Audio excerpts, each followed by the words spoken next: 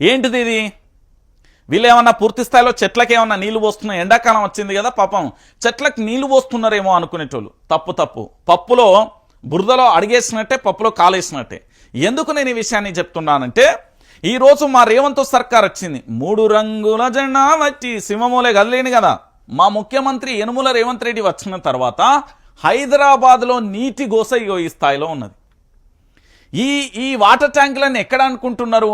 Banjara hills లో water filling station వద్ద ఈ ట్యాంకర్లు ఉన్నాయి. మామూలుగా లేదు. హైదరాబాద్ లో నీటి గోస ఏ స్థాయిలో ప్రారంభమైంది అంటే, ఎంత స్థాయికి వెళ్ళిపోయింది అంటే ఒకసారి చూద్దాం. నీళ్ల ట్యాంకర్లకు ఫుల్ డిమాండ్, ఫిల్లింగ్ స్టేషన్ల వద్ద బారులు. హైదరాబాద్ వెస్ట్ సిటీలో నీటి కొరత. రోజుకు 12,000 నుంచి 14,000 ట్యాంకర్ల బుకింగ్. నిరుడితో పోలిస్తే ఈ మార్చి నాటికే 50% బుకింగ్ పెరుగుదల అయిపోయిన పరిస్థితి కనబడింది. గతంలోనే నేను చాలా క్లారిటీగా కూడా హెచ్చరించిన. ఎందుకు హెచ్చరించిన అంటే, ఈ ప్రభుత్వానికి ఒక ముందస్తు ప్రణాళిక లేదు.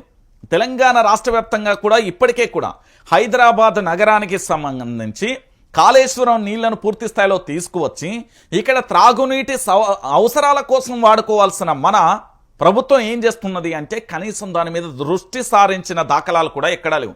హైదరాబాద్లో ఇప్పటికే నీటి కొరతతోని అల్లాడిపోతున్నాయి కొన్ని కాలనీలు.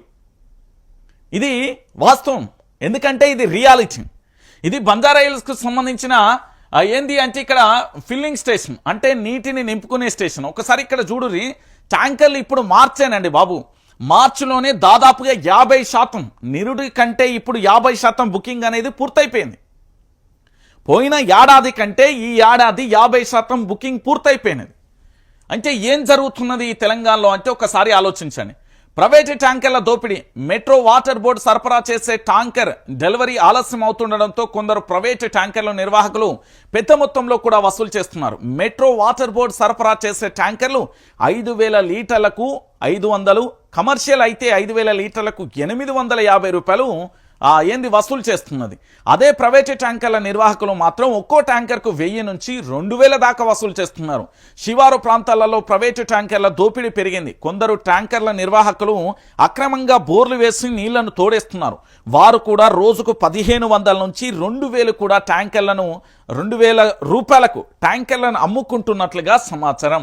అంటే పూర్తి స్థాయిలో కూడా ప్రైవేటుకు సంబంధించిన ట్యాంకర్ల దోపిడీ కూడా పేరుపోయి ఏంది అంటే, ఇక్కడ పూర్తి స్థాయిలో కూడా హైదరాబాద్ సరౌండింగ్కి సంబంధించిన ప్రాంతాలలో బోర్లు వేసి నీళ్లను తోడి ప్రైవేటు ట్యాంకర్లకు సంబంధించి దాని దాదాపుగా ప్రభుత్వ లెక్కల ప్రకారం మాత్రం కేవలం 500 రూపాయలకు మాత్రమే నీటిని సరఫరా చేయాలి.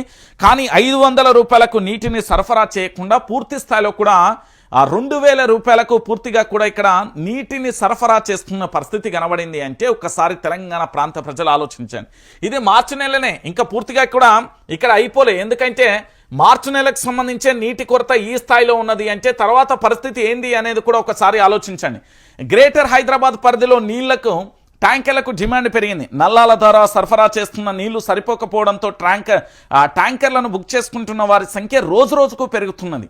ఈ సంఖ్య ప్రతిరోజు వేలలో ఉంటున్నది. ముఖ్యంగా వెస్ట్ సిటీ వైపు అంటే Kukatpally, Serilingampally, Kondapur, Madhapur, IT corridor, Kokapet, Borabanda, SR Nagar, Nizampet తదితర ప్రాంతాలలో నిరుటి మాదిరి కంటే ఈసారి ఫిబ్రవరి నాటికే భూగర్భ జలాలు పూర్తి స్థాయిలో కూడా అడగంటిపోయిన పరిస్థితి కనబడింది. ఇలాంటి పరిస్థితులలో పూర్తి స్థాయిలో కూడా నీటిని వాటర్ ట్యాంకర్ల ద్వారా బుకింగ్ చేసుకుంటున్న పరిస్థితి కనబడుతుంది. ఇక మన ముఖ్యమంత్రి గారు కానీ హైదరాబాద్కు సంబంధించిన ఆ బోర్డుకు సంబంధించిన నీటికి సంబంధించిన బోర్డుకు సంబంధించిన సప్లై కానీ ఏది పట్టించుకోరు. మనోళ్ళు ఏం చేస్తారు అంటే పూర్తి స్థాయిలో కూడా ఆదమర్చి నిద్రపోతున్న పరిస్థితి కనబడుతున్నాయి. ఏంది అంటే గుడిసె ఉన్నది, ఆ గుడిసె నిప్పంటుకుంటే మొదగాలే వచ్చే ఫైర్ ఇంజన్తోనూ నీళ్లతోనూ ఆర్పరు. ఇల్లు మొత్తం కాలిపోయేదాకా ఎదురు చూస్తారు. అయ్యో తర్వాత కాలిపోయిందా అన్నట్టుగా మన ప్రభుత్వం వేచి చూస్తుంది. ఇది మన ప్రభుత్వానికి ఉన్న అద్భుతమైన టాలెంట్.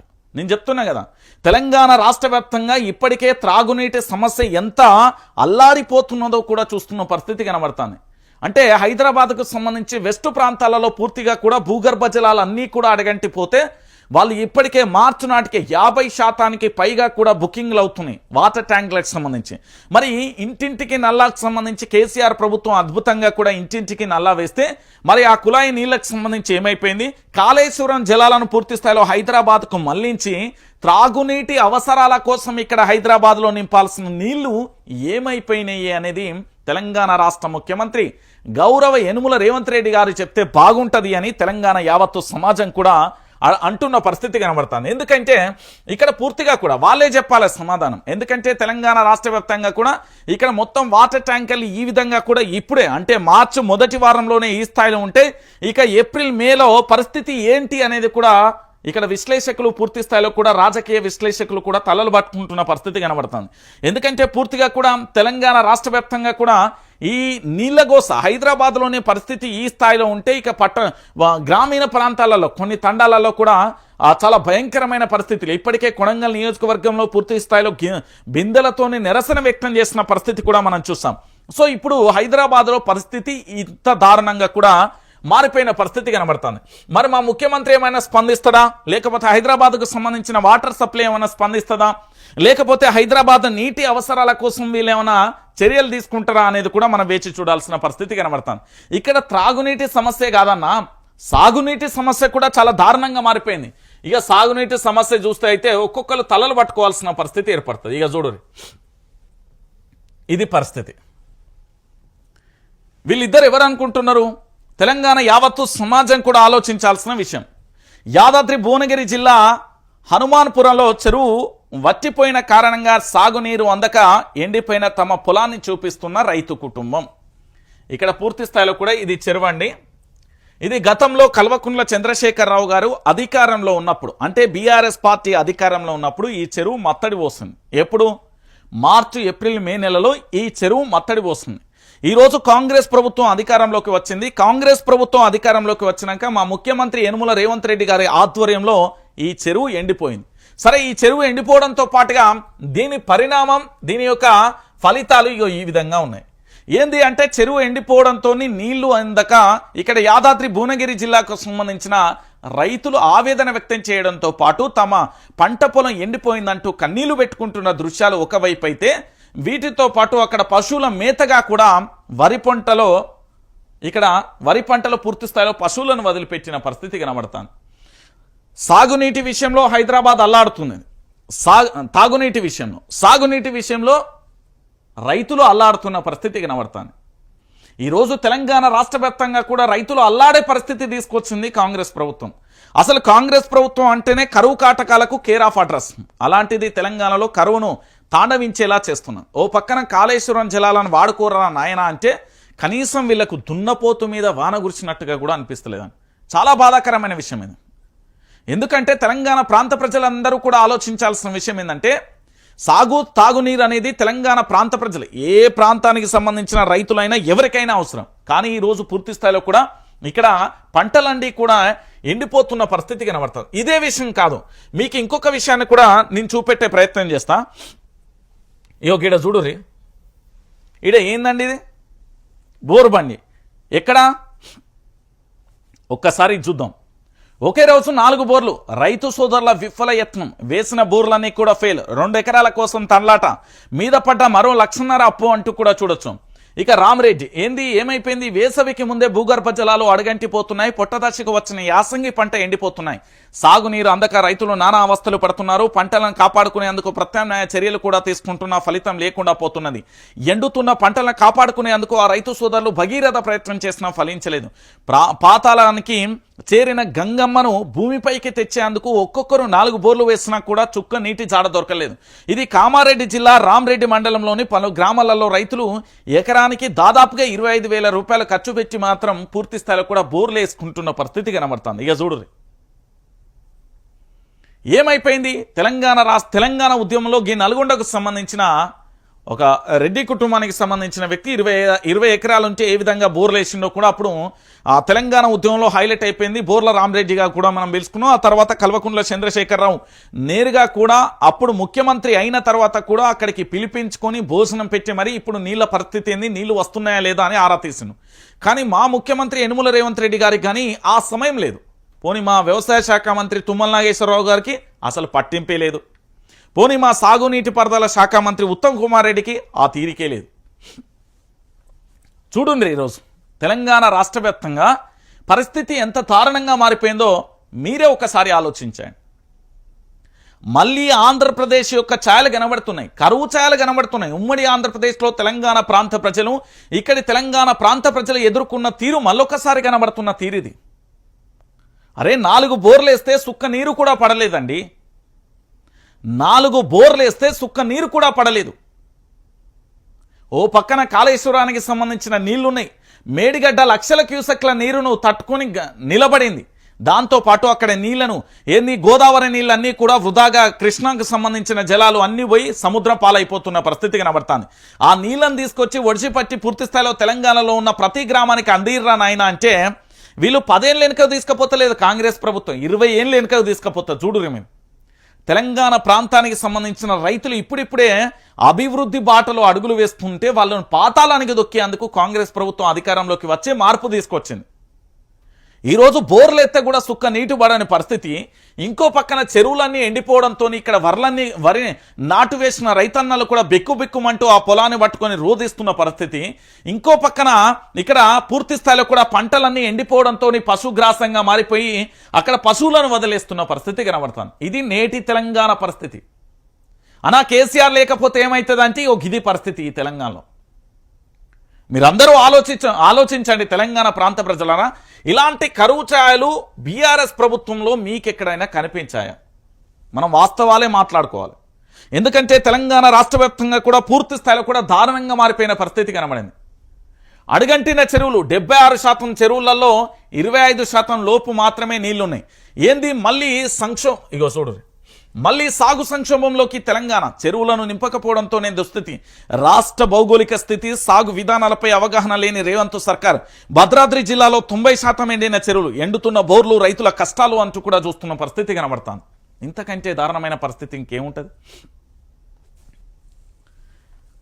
చూడు చేరువే తెలంగాణ ఆధరువు, ఊరు మడికి బతుకుదెరువు. కానీ కాంగ్రెస్ ప్రభుత్వం ఆ చెరువులను విస్మరించింది. ఫలితంగా సమృద్ధిగా వర్షాలు కురిసినా కూడా చెరువులు ఎండింది. దాంతో పంటలు ఎండిపోయే దుస్థితి నెలకొన్నది. ఉమ్మడి పాలన నాటి గండు పరిస్థితులు నేడు తెలంగాణ ఎదుర్కొంటున్నది.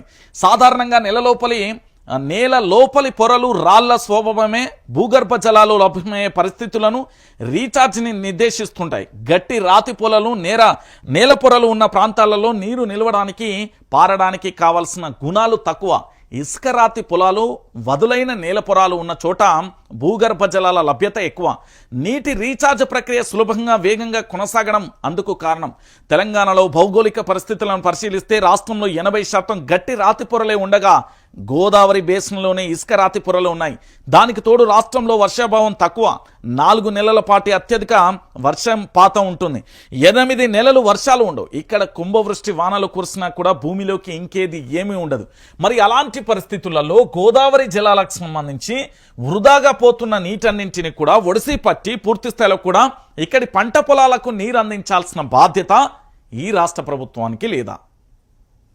అంటే కాంగ్రెస్ పార్టీ అధికారంలోకి వస్తే కరువును తీసుకొస్తుంది, కాంగ్రెస్ పార్టీ అధికారంలోకి వస్తే కరెంటు తీసేస్తుంది, కాంగ్రెస్ పార్టీ అధికారంలోకి వస్తే బ్యాంకర్ల వేధింపులైతే, కాంగ్రెస్ పార్టీ అధికారంలోకి వస్తే తాగునీటి సమస్యలు ఏర్పడతాయి, కాంగ్రెస్ పార్టీ అధికారంలోకి వస్తే సాగునీటి సమస్యలు ఏర్పడతాయి.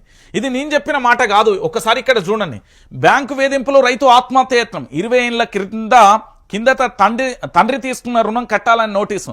రుణం చెల్లించినట్లు చెప్పినా వినకుండా వేలానికి సిద్ధం. కాళ్ల మీద పడ్డా కనకరించిన బ్యాంక్ అధికారులు. తట్టుకోలేక పురుగుమందు తాగిన దివ్యాంగ రైతు వెంకన్న. జిల్లా దావకాన్లో చావు బతుకుల మధ్య అన్నదాత అంటూ కూడా చెప్పిన పరిస్థితి కనబడుతుంది. ఇక మా బ్యాంకర్ల హడావిడి అట్లుంటుందా ఇట్లుంటుందా? నిన్నటికి నిన్న మొన్న చూసిలు మేము మహబూబాద్కు సంబంధించిన జిల్లాలో ఏకంగా గేట్లు ఎత్తుకపోతున్న పరిస్థితి. అంతకుముందు వరంగల్ జిల్లాకు సంబంధించి డోర్లు ఎత్తుకపోయిన పరిస్థితి. ఇక మరోవైపు మరో జిల్లాలకు పోతే ఒక్కొక్క జిల్లాలో ఒక్కొక్క పరిస్థితి నెలకొన్న పరిస్థితి కనబడుతుంది. అంటే తెలంగాణ రాష్ట్ర వ్యాప్తంగా ఈరోజు ఎంత దారుణమైన పరిస్థితి ఉంది అంటే మీరే ఆలోచించుకోండి. నేను చెప్తున్నా కదా తెలంగాణ ప్రాంత బిడ్డలారా, ఈరోజు పూర్తి స్థాయిలో కూడా సాగునీటి తాగునీటి సమస్యలే కాదు, బోర్లు కూడా ఈ తెలంగాణలో పడని పరిస్థితి కనబడుతుంది. మొత్తానికి రైతు సోదరుల జీవితాలను మాత్రం చీకట్లలో ఈ ప్రభుత్వం నెట్టేసింది అని చెప్పడంలో ఎలాంటి డౌటు లేదు. పూర్తిగా కూడా ఏం జరిగిపోతుంది అంటే ఈ తెలంగాణ రాష్ట్ర వ్యాప్తంగా కూడా ఒకటే అంశం అని, తెలంగాణ రాష్ట్ర రాజకీయాలలో ఇప్పటి వరకు చోటు చేసుకున్న చాలా బాధాకరమైన విషయం ఏంటి అంటే రైతులకు సంబంధించి ఇక్కడ యువతను భారీగా మోసం చేస్తున్నది కాంగ్రెస్ పార్టీ. ఇది అవునన్నా కాదన్నా మాత్రం ఇది నిజం. తెలంగాణ రాష్ట్ర రాజకీయాలలో ఇప్పటివరకు పూర్తి స్థాయిలో కూడా కాంగ్రెస్ పార్టీ చేస్తున్న మోసం అంతా ఇంత కాదు. తెలంగాణ ప్రాంత బిడ్డలారా ఇప్పటికైనా మేల్కోండి. ఎందుకు నేను ఈ విషయాన్ని చెప్తున్నానంటే పూర్తి స్థాయిలో తెలంగాణ రాష్ట్ర వ్యాప్తంగా కూడా ఈ గోస ఏ స్థాయిలో ఉన్నది కూడా ఒక్కసారి ఆలోచించాల్సిన పరిస్థితి కనబడుతుంది. ఇక దాంతో పాటుగా ఇంకొక అంశాన్ని కూడా మనం చూద్దాం.